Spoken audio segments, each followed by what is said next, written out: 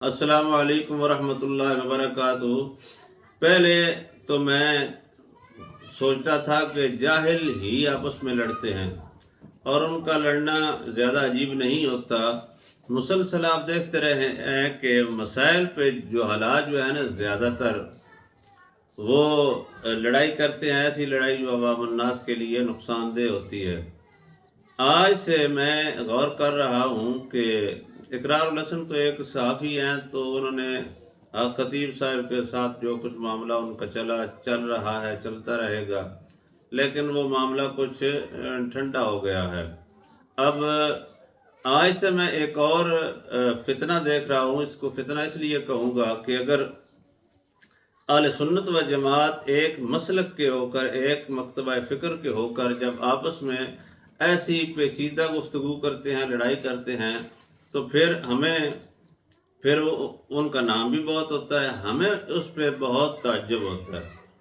آپس میں لڑائی شروع ہو گئی ہے۔ پہلے تو مناظرے کرتے تھے نا، کبھی اہل سنت و جماعت حنفی بریلوی جو ہیں مختلف مکاتب فکر کے ساتھ مناظرہ کرتے تھے، مکالمہ کرتے تھے، بنتی ہے بات، آپس میں لڑ پڑے ہیں۔ یاد رہے کہ کبھی بھی وہ انسان کامیاب نہیں ہوتا جو آپس میں لڑ پڑے۔ قرآن پاک نے اس کا حوالہ دیا ہے، والذین معہ اشداء علی الکفار۔ نبی کریم صلی اللہ علیہ وسلم کے پاس بیٹھنے والے جو ہے نا، وہ کافروں کے لیے بہت سخت تھے۔ رحماء بینہم، آپس میں وہ بہت ایک دوسرے کے ساتھ محبت اور رحم سے پیش آتے تھے۔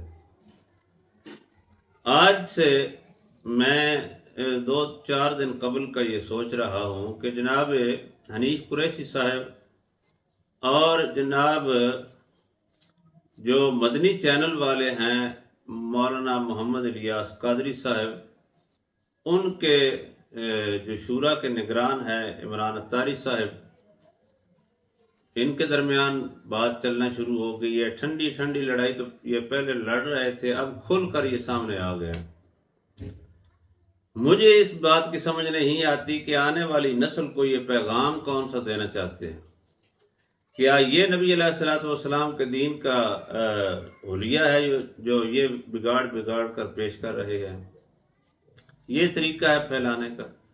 پھر ہمیں سمجھ آتی ہے کہ کوئی اور مکتبہ فکر کا آپس میں اگر لڑائی کرتا ہے تو وہ تو سمجھ آتی ہے بات، لیکن اہل سنت و جماعت حنفی بریلوی مسلک کے ایک ذہن رکھنے والے فقہائے کرام کے مطابق 4 اماموں کے ماننے والے آپس میں لڑ پڑے ہیں۔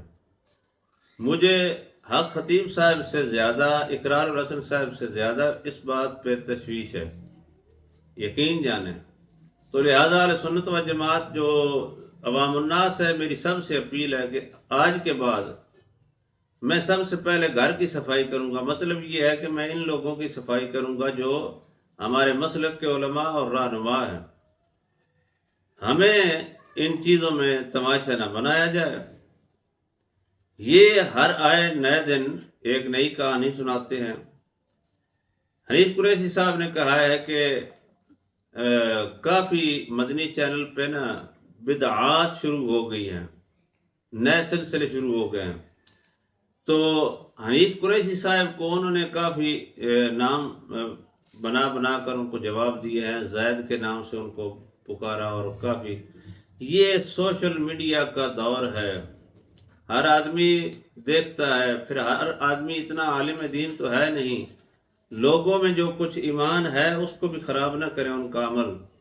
اللہ پاک ہدایت عطا فرمائے۔ میں قرآن پاک کی آیت سے ثابت کیا ہے، میں نے پڑھ کر ثابت کیا ہے کہ محمد رسول اللہ صلی اللہ علیہ وسلم والذین معہ اشداء علی الکفار، محمد رسول اللہ صلی اللہ علیہ وسلم کے ساتھ بیٹھنے والے جو ہیں وہ آپس میں بہت پیار کرتے تھے، کافروں کے ساتھ سخت تھے۔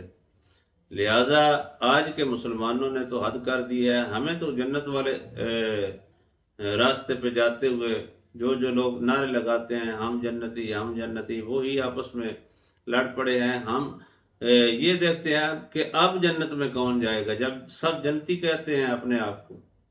تو لہٰذا اس مفتی محمد الیاس جلالی چینل کو اب آپ نے سبسکرائب کر لینا ہے اگر پہلی بار دیکھ رہے ہیں۔ آج کے بعد ان 2-3 شخصیات کے درمیان جو معاملہ چل رہا ہے، میں اس کی جو ہے نا صحیح معلومات دین کے لحاظ سے یہ دونوں کیا ہیں اس کے درمیان میں آپ کو بتاؤں گا کہ حق پہ کون ہے اور باطل پہ کون ہے۔ اب مجھے بولنا پڑے گا، تو اللہ پاک ہدایت عطا فرمائے۔ سننے والوں سے گزارش ہے کہ آپ تحمل مزاجی سے انشاءاللہ آج کے بعد سنیں اور زیادہ سے زیادہ شیئر کریں۔ اور میں موقف کل اور رکھوں گا کہ جناب طاہر القادری صاحب جو ہیں ان کا موقف کیا ہے، ان تینوں کے درمیان میں پھر بات کرتا رہوں گا۔ اللہ خیر فرمائے، اللہ حافظ۔